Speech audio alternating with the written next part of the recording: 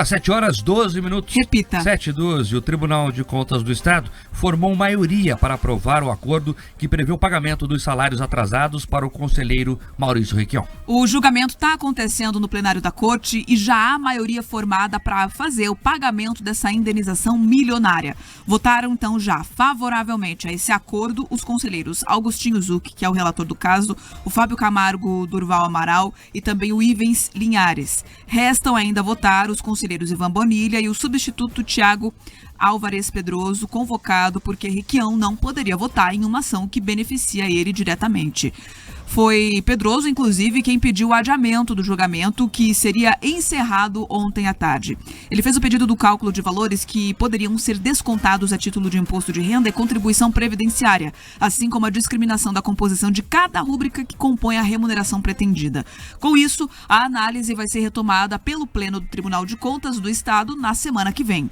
O valor, que ficaria entre 12 e 15 milhões de reais, seria pago em decorrência da reintegração do conselheiro Maurício Requião ao Tribunal de Contas, essa reintegração que aconteceu em 2022, depois que ele ficou 13 anos afastado do cargo. Em maio desse ano, o Pleno do Tribunal arquivou por unanimidade um processo que tratava sobre o mesmo pedido, alegando falta de balizas e informações que embasariam esse pedido de ressarcimento.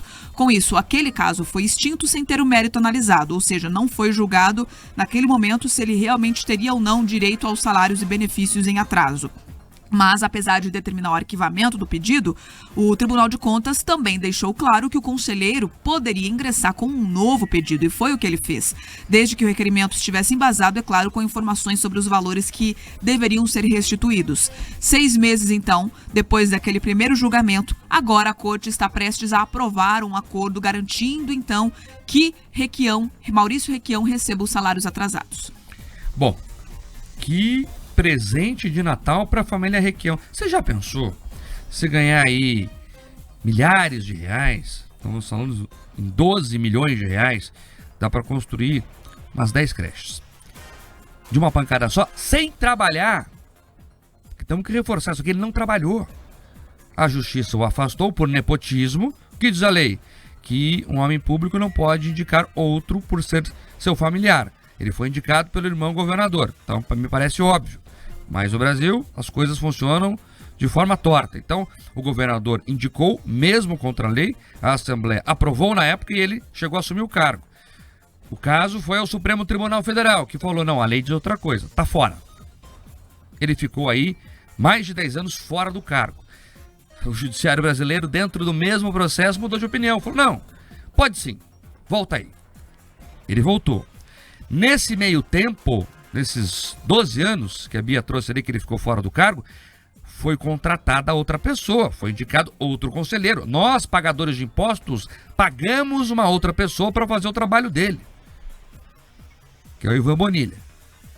Pois bem, daí o judiciário muda de ideia, volta atrás, Requião volta, e nós vamos ter que pagar pela segunda vez 12 milhões de reais. É assim que a coisa funciona. Acabamos de dar aqui a notícia que o governo quer aumentar impostos, porque diz que tem que equilibrar as contas públicas. É para pagar esse tipo de coisa aí. 12 milhões, dá umas 10 creches. É isso que nós estamos falando. Você já parou para pensar quanto custa a família Requião ao Paraná? O Requião, chefe, estava esses dias aí pedindo a aposentadoria vitalícia. O irmão está lá mamando no Tribunal de Contas do Estado e pedindo, inclusive, atrasados de um tempo que ele nem trabalhou. Aí tem outros em outros cargos públicos. E assim a gente vai pagando essa conta. A gente não pode esquecer do nosso querido Eduardo Requião e tudo que ele já trabalhou e entregou aos paranaenses e recebeu dos paranaenses na época do Porto de Paranaguá. Tá aí uma série de questões ainda a serem resolvidas. Ou seja, você tem todo esse custo direto, você tem esse custo indireto que a gente segue pagando. Agora, o mais chocante desse escárnio todo que a gente tem que enfrentar nessa sexta-feira, sabe? É dolorido, porque tudo isso, Marco, acontece ali na Corte de Contas do Estado, que tem muita gente séria, muitos conselheiros sérios, muitos funcionários sérios, mas é dolorido que a gente enfrente, né, justamente esse tipo de transferência de recursos, um Robin Hood às avessas, né, ou seja, transferir dinheiro do povo por um governante diretamente. Enfim, a gente está pagando essa conta uma série de vezes e mais do que isso, sem nenhum tipo de serviço, você falou aqui, sem ter trabalho, sem ter nada, enfim, numa corte que deveria zelar por cada centavo do dinheiro público. Mas nesse caso, alguns acabam sendo melhores que outros, a gente já falou aqui. O sistema brasileiro, mesmo que não formal, ele funciona assim como um sistema de casta.